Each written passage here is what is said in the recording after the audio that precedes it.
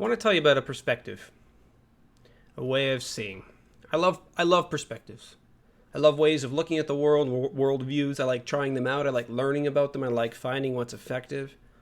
I want to share with you a perspective.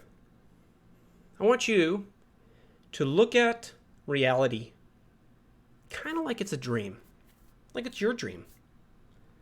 Now, you don't necessarily control the whole thing. I'm not saying that. I'm not saying everybody's fake. But I want you to imagine it's like a dream. It's like, and not just any dream. Imagine that there's an intelligence behind this dream. Like it's a machine, a huge machine beyond your grasp, okay? But it's sort of a mirage, and it changes. And you know how it changes? It changes in response to you. What it does is it feeds things into your life that you need, that you're asking for, that you're requesting, that you need to learn. Like a father takes care of his kids. Maybe he picks books out for them. The kid goes to the bookshelf. And he's like, I don't know what all these books are. But really, every single one of those books was picked out for him, even though he can't see it. Even though some of those books, maybe he's meant to read them a little later. But they're all there for him. It's all waiting for him. Everything is prepared. It's all packed. It's all included. I think this is a sort of perspective and a feeling you will find a lot in music. And it makes it hard to describe because it has an emotional feeling aspect. If it's purely logical, it's hard for me. It's hard to convey it. You can hear it in music. You can hear it in song. Those moments, those higher moments where you get the feeling that everything is connected or it makes sense in a way when it clicks. But you don't need to just wait for music to give you a feeling. You can try on a perspective. You can. It takes practice, but you can. You can try on a perspective.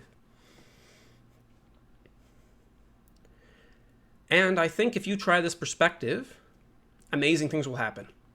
And I want to preface this by saying it's not the only perspective. I'm not actually saying this is the ultimate one singular view. That's very limiting in a way.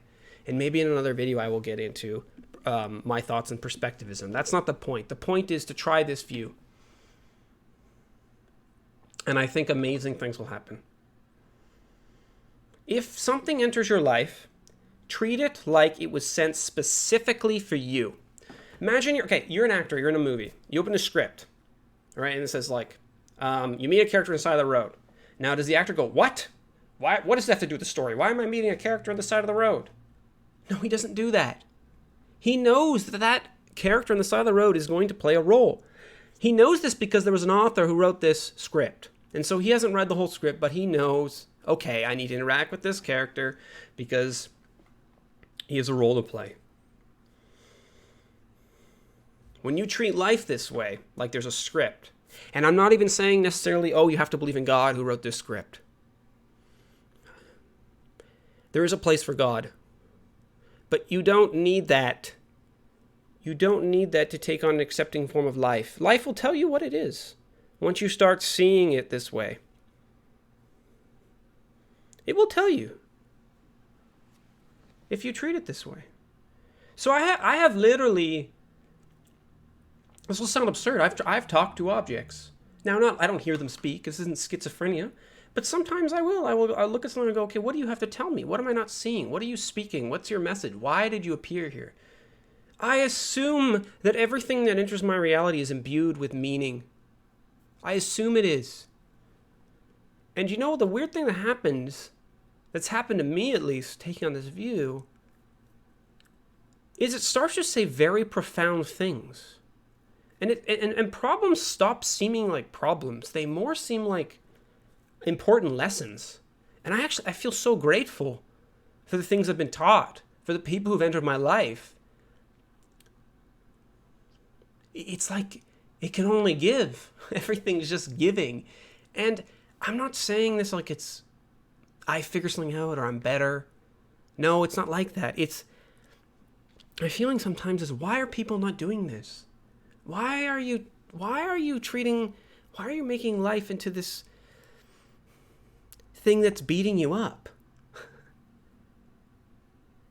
In a good story, at the end of the story, you realize that the villains were on the same side of the hero. That he would never have left his home. He would not have taken up the journey. He would not have taken up the sword if there was not a monster in the closet. There was not a monster on the road to scare him and make him grow and reach his deep strength. But imagine you know that when you see the monster. Imagine you see the monster on the road and you know, oh, this is to teach me something. Oh, this is a lesson for me. Oh, there's something I didn't quite figure out yet. And it changes the flavor. It's like there's this love behind everything. Now, if you've watched my videos, I come off a pretty angry person. In fact, not necessarily angry, but harsh, strict.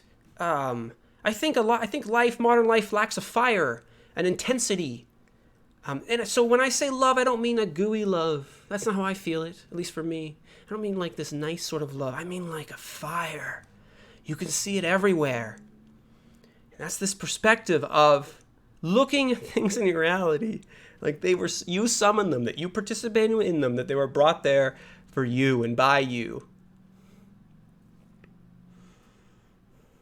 And the universe becomes one of love and fire.